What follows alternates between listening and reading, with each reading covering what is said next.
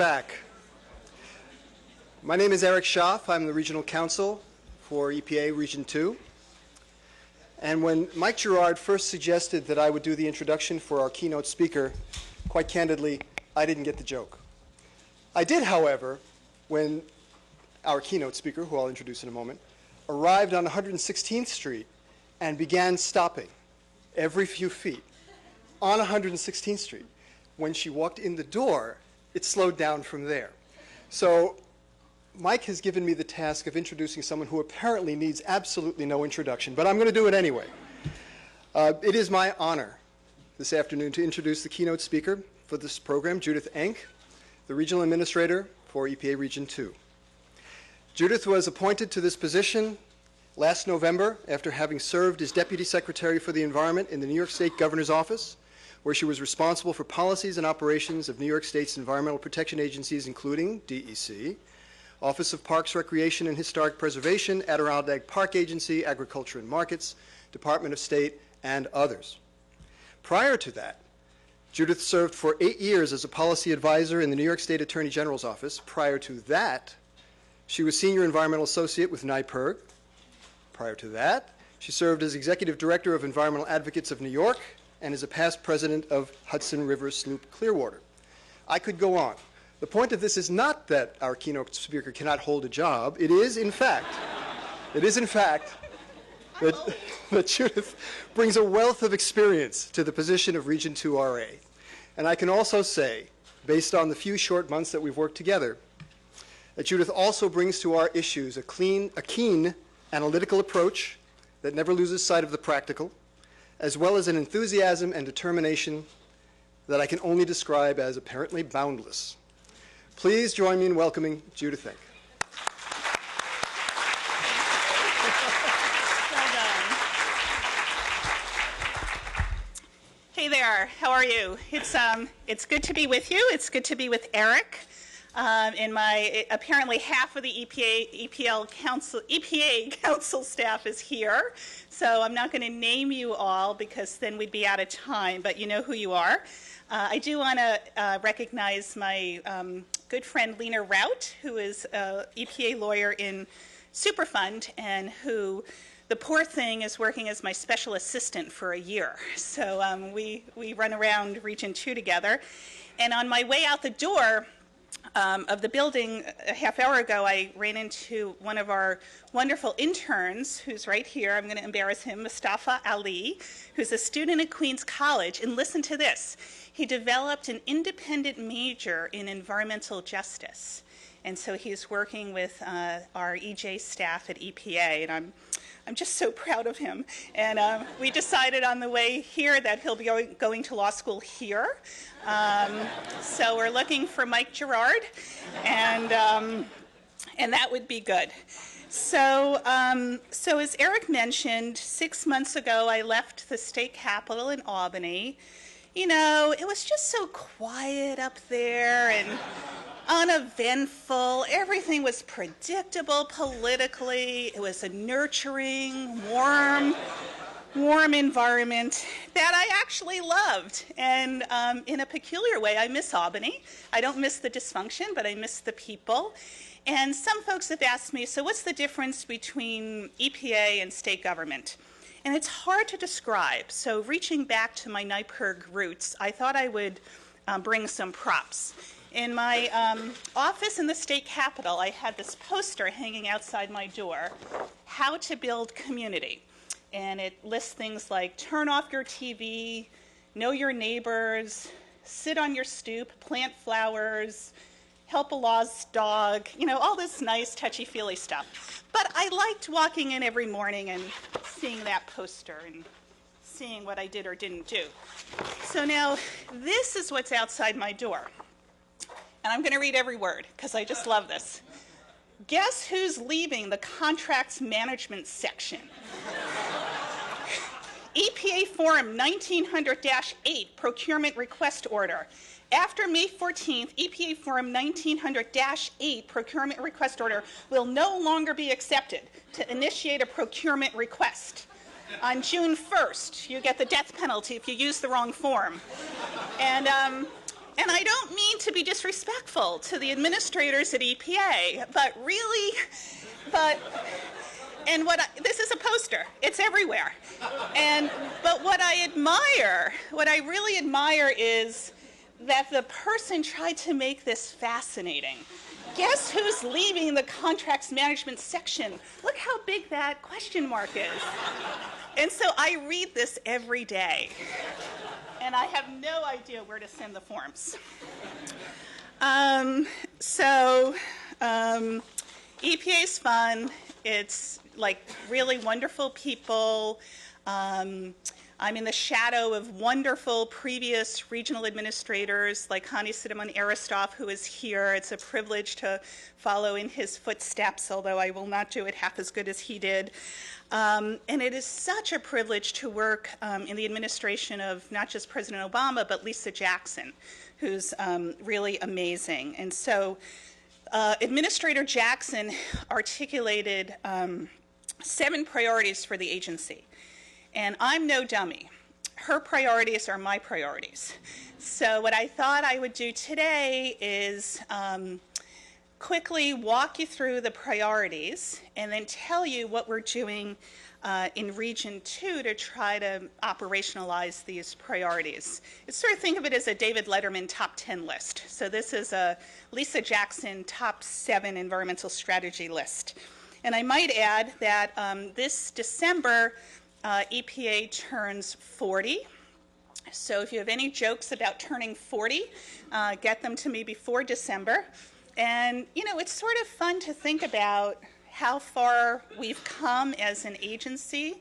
There's no question air quality has improved, scores of toxic waste sites have been cleaned up. But 40 years ago, we didn't know about global warming. And this 40th anniversary has me thinking about what is our environment going to look like 40 years down the road. And I like to take the long view. And so when we're developing policies, I think we should think that way. So as some of you know, Region 2 is New York, New Jersey, U.S. Virgin Islands, and Puerto Rico. Nothing I can say to anyone will convince them that when I travel to Puerto Rico and the U.S. Virgin Islands, I actually work hard. There are a lot of issues there that need attention. I'm so happy you had Pedro Nieves speaking earlier today, a fantastic commissioner. So yes, it's true. At the end of a very long workday, there are drinks with little umbrellas on the top. But we work hard in Puerto Rico and the U.S. Virgin Islands. And one reason is because of the first priority of Lisa Jackson, which is taking action on climate change. We know that climate change is here, it's real. The 15 hottest years on record have all occurred since 1991. You think of a place like Manhattan, how it might be impacted by sea level rise. It's not just about beaches and the salinity of rivers and bays, but also what happens to our subway system when you get more flooding. You know, one connection to global warming is rainstorms are more intense. We're not necessarily getting more rain, but it's coming down quicker in a more violent way, causing lots and lots of flooding problems. So just last week, EPA made a final rule that major emitters of carbon starting July next year have to seek permits from the EPA. This will capture about 70% of the carbon emissions. Also, last April, and I think probably one of the most important rulemakings federal EPA has done in a decade, EPA established new fuel economy standards for cars. So the minimum mileage requirement for cars will go up to 95 miles per gallon by 2016. And as this kicks in, it's about a 30% increase in auto efficiency. This all comes on the heels of EPA doing the endangerment finding, showing that EPA, in fact, has the legal authority to regulate carbon. And that wasn't, you know, just something we made up. That comes from the Supreme Court. So that is extremely helpful. And we very much hope that Congress takes action on climate change. But if they don't, EPA now has all of the legal tools to develop comprehensive policies to reduce carbon emissions. The way we're approaching this at the regional level, we just gave a gigantic grant to Cherry Hill, New Jersey, and its partner communities to set up climate showcase communities. And what I think is really interesting about the global warming issue is, as Washington debates whether or not there'll be congressional action on this, there's really a lot going on at the local level on climate change issues. And so we're trying to spotlight those communities, identify best practices, and this is really an issue where I think the leadership is coming from the bottom up. We're also trying to integrate climate concerns into a lot of EPA policies. For instance, this guy you may have heard of, Walter Mugden, who is a young, spry guy at EPA. I don't think he's here today, but so I can make fun of him. So he's coming. So you know he's great, right? So I'm just joking.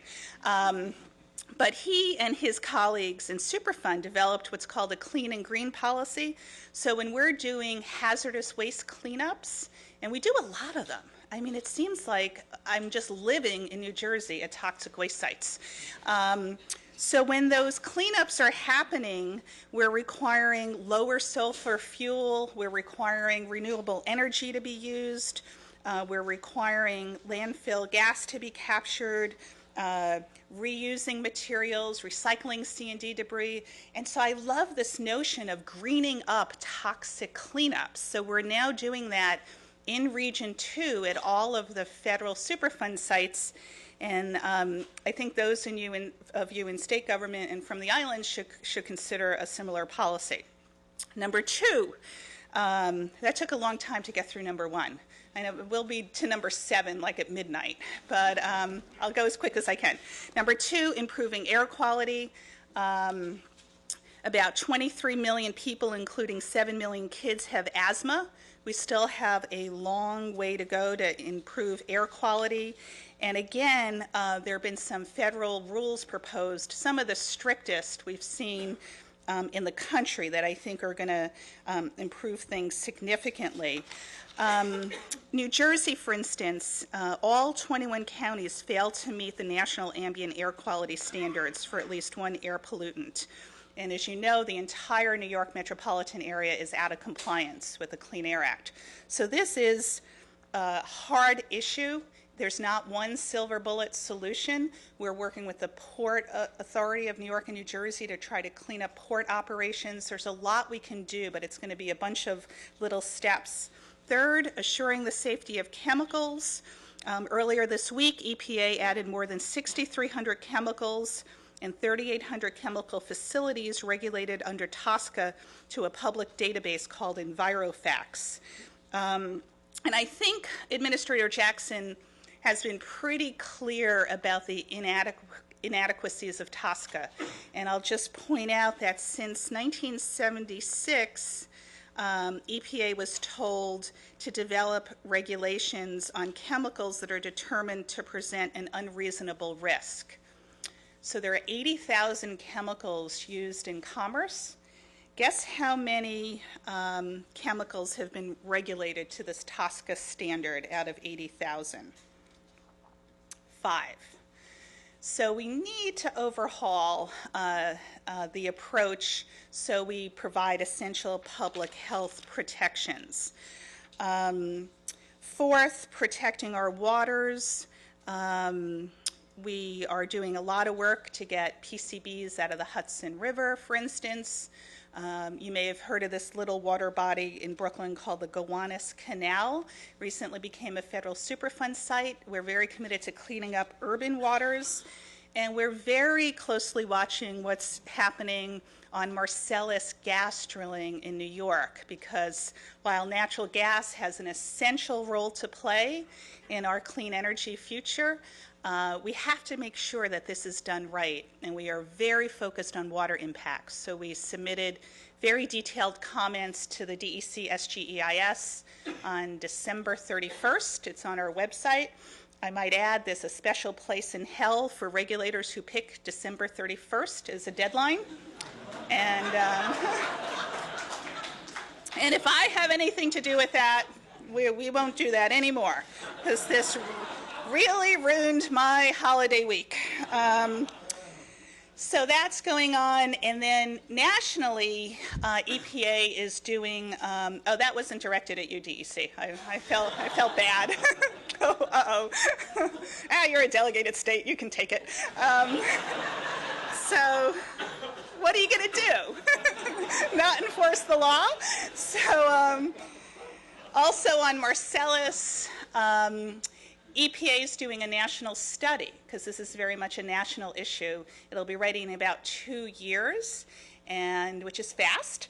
And this summer, we're going to hold a scoping hearing, probably in Binghamton, because what else would you do in July but travel to Binghamton and hear people's views on Marcellus gas drilling. And we want input, it'll be a scoping session. We want input into what should be in the report, so look for that. Lots of great stuff on estuaries and the Great Lakes. Number 5, building stronger state and tribal partnerships.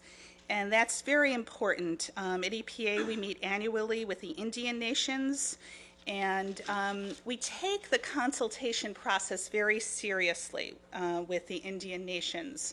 There's an important amount of information that needs to be conveyed before we make decisions. And same thing with the states. We know that this is an incredibly difficult time with state budget deficits in every single state. And if Puerto Rico was a state, they would have the worst budget deficit of any of the 50 states. So we know that this puts a huge amount of strain on getting the day-to-day work done. So at EPA, we're looking at work sharing opportunities. We'll never be able to fill the gap and make up the difference in state budget cuts, but we need to make sure there's an environmental cop on the beat, and when there are environmental challenges, that we figure out who's going to deal with it. Number 6, cleaning up our communities. As I mentioned, there are sure a lot of toxic waste sites in Region 2, and they're all very interesting. There's one in New Jersey called Pompton Lakes that I learned about my second week on the job. Major issues with vapor intrusion. I think that's sort of the sleeper issue on toxic waste cleanups. You think you have a site cleaned up, and then you do some indoor ambient air testing, and you see that there are still vapor intrusion issues. And it makes the risk very real to people, because it's not some distant federal Superfund site with a gate around it. It's potentially hazardous air emissions in people's homes. So we've got to really be responsive on the vapor intrusion issue. I'm also working a lot on Vieques, the property in Puerto Rico that was used as a bombing range for 60 years. There's a huge quantity of unexploded ordnance at that site that needs to be cleaned up soon. And finally, under Lisa Jackson's leadership, we are working to expand the conversation on environmentalism and working for environmental justice. And I want to say that environmental justice issues is the lens in which we look at all of our work. And it's really essential in this day and age to first recognize the problem and then work on institutional solutions. The sad reality is that low-income communities and communities of color do suffer a disproportionate impact of pollution. And when you think of our environmental decision-making process, think of the adjudicatory process, think of the legislative process, think of the judicial process. Low-income communities simply don't have the resources to keep up in that process. So let's say there's an environmental threat in, I don't know, Scarsdale. The good people of Scarsdale will identify the problem, they'll mobilize, they'll hire engineers, they'll hire lawyers, their voice will be heard. The same dynamic does not exist in low-income communities. And we've got to tip the scales so that we have a more robust, democratic process for environmental decision-making. So when I spoke to the Bar Association a few months ago, I gave a speech that I thought would result in me never being invited back. And it was mostly private attorneys, and I urge the private attorneys to take on environmental justice cases pro bono. There are a lot of very talented environmental attorneys in the private bar, and they have to do some pro bono work, and they tend to do sort of the lighter side of the environmental issue, like representing land trusts. And I love land trusts. I'm a member of a land trust. My land upstate has conservation easements on it. But we need these lawyers in the South Bronx, in Newark, in Camden, in San Juan, because when issues come up, can you imagine the outcome if a community group in a poor neighborhood had the same legal representation as a Fortune 500 company? I think in the end, we'd have a much better outcome. A lot of that rests on us, those of us who are public servants and work in the public sector, to make sure the scale is tipped a little bit further. But a lot of it also rests with lawyers who know how to access the system, who are present company excluded, really smart, really savvy, know how to work the system. And we need to sort of shift resources along those lines. One final point, and then I'll stop and take any easy questions you have. So, we've all been watching the oil spill in the Gulf Coast, and I don't know about you, but I sort of feel paralyzed by it. There are people in EPA doing a phenomenal job. They're on the front lines. Lisa Jackson, who's from New Orleans, has been down there many, many times. We're working with NOAA, the Coast Guard, Department of Interior. But this crisis feels like it's almost in slow motion. We know that the image of impacted wildlife and a deeply damaged ecology will start hitting our TV screens very soon. And I think the question for all of you in the room is, how are we going to remember 2010 and this epic oil disaster? Is it going to just sort of go into the recesses of our mind of, almost another natural disaster, which it certainly isn't a natural disaster, or are we going to use this moment to make transformational change in terms of how we deliver energy? Because there's got to be a better way.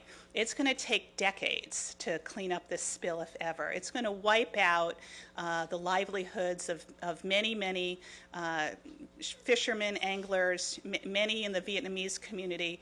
And I think we would be remiss if our next conference, for instance, wasn't on what's an appropriate policy response to a situation like that.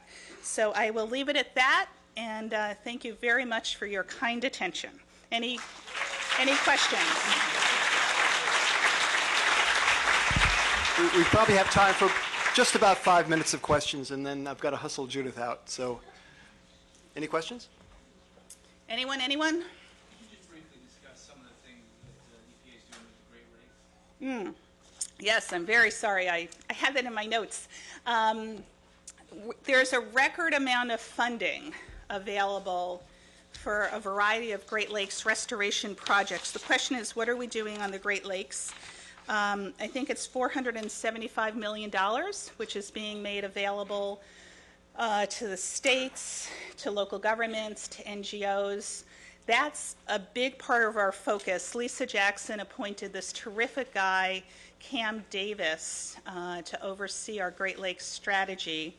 And a lot of this is there are so many good ideas out there and a really intense time pressure to show results sooner. And it doesn't hurt, that the president and the president's chief of staff were from Illinois. So that's an area where there's a lot of funding. And I think we'll be announcing in a few weeks sort of who made the first cut on grants, but we're very interested in contaminated sediment. We're very interested in invasive species. We applaud the DEC ballast water regulations, which Jim Tierney and his colleagues did such a phenomenal job on. Cleaning up Superfund sites, preserving wetlands along the boundaries of the lake, some land acquisition. So EPA itself, for instance, doesn't do land acquisition, but I think in this funding pool you may be seeing some of that. Yep. We heard a lot this morning about the problems with state budgets and the money that the problems that states are having and losing employees. How do we reconcile all of those problems with the administrator's policies, like particularly on water, on delegated programs especially, where the states generally are doing most of the, historically have been doing most of the enforcement. Is EPA planning to increase its enforcement on things like NIPD's permit violations? Yeah, probably. I mean, we're not slowing down at EPA. I mean, Lisa Jackson has gotten a lot done in her first year, and we have this funny dynamic where key programs are delegated to the states when they're having horrendous budget problems. So we are having conversations about where we might be able to fill the gap.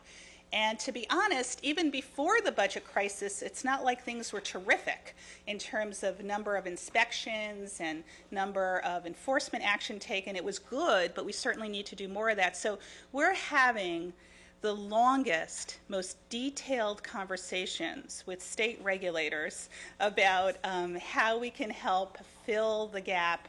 We can't make up the difference, but I think we can be more strategic. The other thing we're looking at is sort of dividing the playing field a little bit more. If you have little kids who play soccer, you probably remember when they first started, everyone clumped around the soccer ball, right? So it's not good to have state and federal agencies all clumped around the same case when there are other cases that are not being attended to. So we're working all that out. We had a great meeting with Cynthia Giles, the really impressive head of environmental enforcement in Washington. So I don't have an answer other than it's going to be methodical, and we're trying to address it best we can. Larry? I guess this relates to that. Is in many respects, EPA is a regulator of state regulatory agencies, and in addition to some of the issues that have arisen as a result of budget problems, there is a very long legacy in a number of states, including in this region, of a very slow pace of addressing permit renewals, which then means that citizens have no opportunity to even participate in decision making. And at least in my experience, most of the time, EPA regulates those regulatory agencies with what I think has been an extremely light touch. And I'm wondering whether that part of EPA's enforcement responsibility is going to be taken more seriously under both your administration and under Lisa Jackson's administration. Absolutely not, no. Yeah, we have our marching orders from Washington to really pay strong attention to enforcement opportunities, particularly in the context of diminishing state resources. We really encourage citizen participation in decision making. So as you say, on things like Title V permits, you only have the input when the permit comes up out of the gate or when it's renewal time. So, we really want to hear from the public, especially the affected public, on what they think about permit decisions and most notably permit renewals, and we are looking for a much more robust enforcement strategy. And, I'll put on the table an example, Tonawanda Coke in Tonawanda, New York, where EPA, working in partnership with DEC, has really come out of the gate in the last year and tried to address the really serious air contamination problems from this pet coke facility. The way it started was EPA gave DEC a grant to look at air toxins. Tom Gentile, a brilliant scientist at DEC, did a study showing elevated benzene levels. That was then used to inform enforcement action. So we're looking for more of those things. Any other questions? Okay.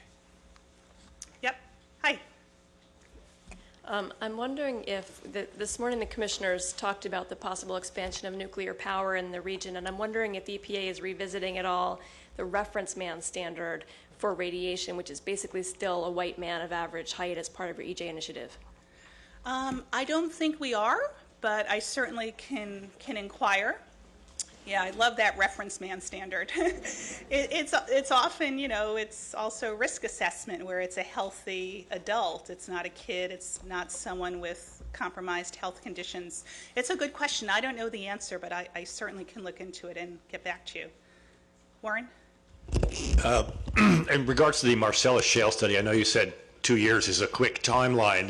The commissioner was asked this morning whether he'd consider a moratorium until that study's done. Is there any possibility that 2 years can be shortened up? Because I suspect it's likely the state will act before 2 years. Right. Well, it depends what kind of study you want. You know, if you really want a comprehensive look, it's going to take 2 years. And we're doing this at the direction of Congress. Congressmember Maurice Hinchey put language into an appropriations bill and directed the agency what to look at, and it was very prescriptive. So I know in real life, 2 years seems like a long time. I mean, what were you doing 2 years ago? I have no idea. But in sort of the slow motion world of regulatory agencies, 2 years is like, 2 minutes. So I think it's going to be a challenge to get it done in 2 years. So to be honest, I don't think it's going to be any sooner. But it will be a very comprehensive, hard look at a lot of the issues, not just water, also air, and toxins and things like that. Come join us in Binghamton this summer. Yep.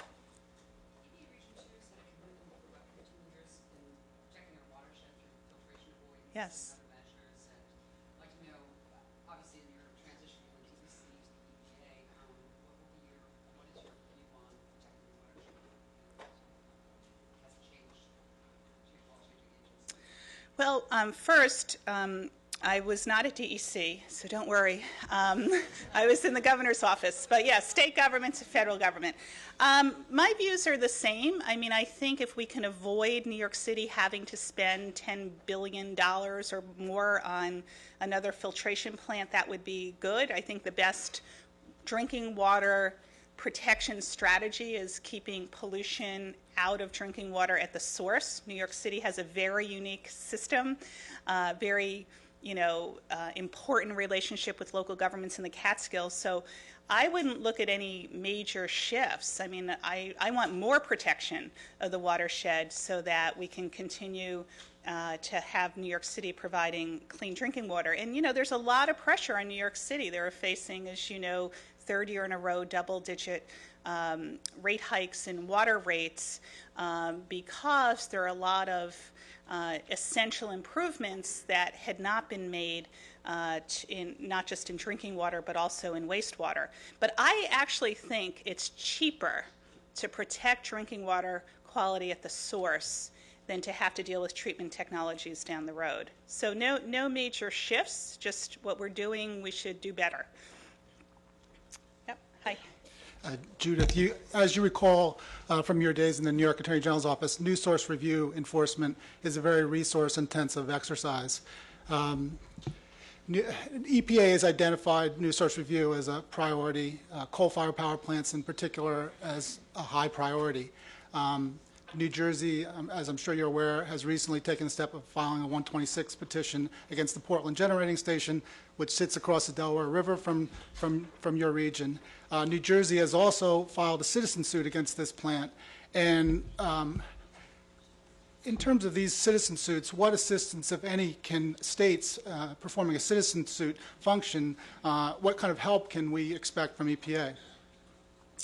Well, it depends on the case. I mean, I'm glad you raised this. New source review is near and dear to my heart, and I've spoken a few times to Commissioner Martin about this particular plant.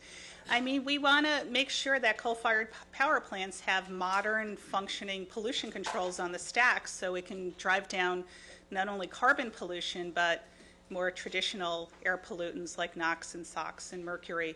So there is a petition before EPA now, so out of an abundance of caution, I should probably not comment in particular other than to say we definitely would like to work with the state of New Jersey to see if we can also work with Region 3 to look at a strategy there to address the pollution concerns. I think, that the concerns are very real. Thank you. Yep, hi. You mentioned vapor intrusion as a concern particular to you, and it's a silent threat, as you said. The EPA guidance on that is rather old. Do you have any idea or any sense of the schedule for that guidance being updated? No, I know that there's an internal working group looking at it. We're aware that this is a serious issue in many sites, and I don't know their schedule other than a bunch of smart people in Washington are taking a look. I mean, I wouldn't be surprised if we saw something relatively soon because vapor intrusion is emerging as an issue in every state. Okay, I'm getting the high sign Yeah. from Mike. I think it's Yeah. time for us to... One more question. It will be the hardest of the afternoon. Joel Kupferman. Known sometimes to be a critic of EPA, but this isn't a criticism. I just want to thank the region for lending your staff to writing a report on vector mosquito management for Haiti. People of Haiti are suffering quite a bit, including outbreaks of diphtheria and other diseases, and you were kind enough to assign some of your staff, and the people of Haiti totally appreciate And those actions. thank you for the work you're doing. Haiti feels like a long time ago, right? There's tremendous amount of suffering going on there. EPA also sent emergency preparedness staff over the first few weeks. I talked to them when they came back. Really, challenging, hard, difficult situations health-wise. For people there. So we were very happy to play a modest role, and I applaud the work that you're doing. Thank you. Okay. Okay, thanks, Thank you, everyone. Judith.